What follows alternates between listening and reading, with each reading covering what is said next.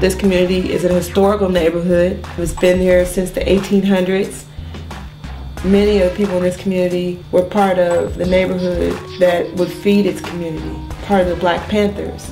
I mean, just a whole community of people. This was once a thriving blues community. So if you can imagine people, it was barbecue in this community, you know, fish. You could come down here and get, I mean, just any type of down home food that you want to get. And now those stores are, you know, slowly dwindling. But Oakland during the 50s and 60s was a mecca for Black people simply because of the jobs. People moved here in the 40s from the South because of the war effort and the factories that existed in the Bay Area for people to move to, and those factories ended up producing other things afterward. They quickly were shut down. It left a large section of the working class, mainly Black people in the Bay Area, having to find other forms of income. There hasn't been any big production jobs for Black people in Oakland for a good 40 years when plants started closing down and being moved to Mexico for cheaper labor. You know, it used to be that since they did have some industry in Oakland, they needed Black people to be close to the factories and things like that. We don't got that anymore. So we don't need the Black people in the cities anymore.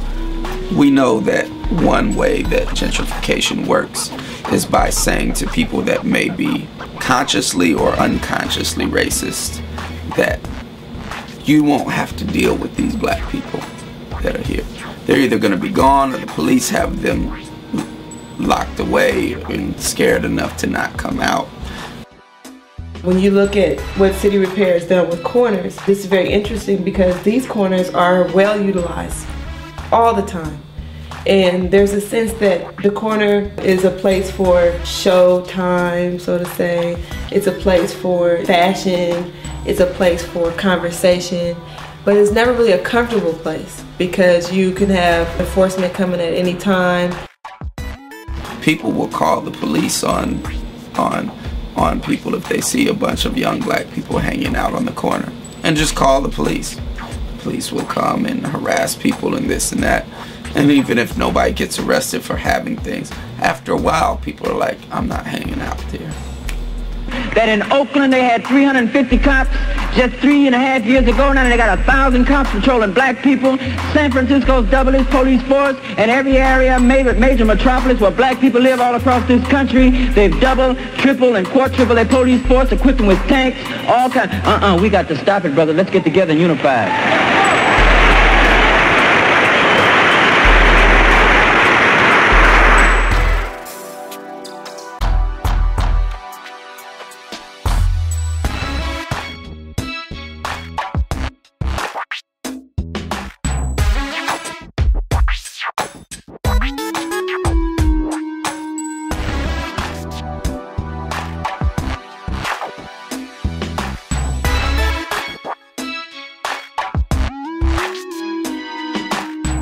The first thing I thought was, seriously, it's like a new revolution.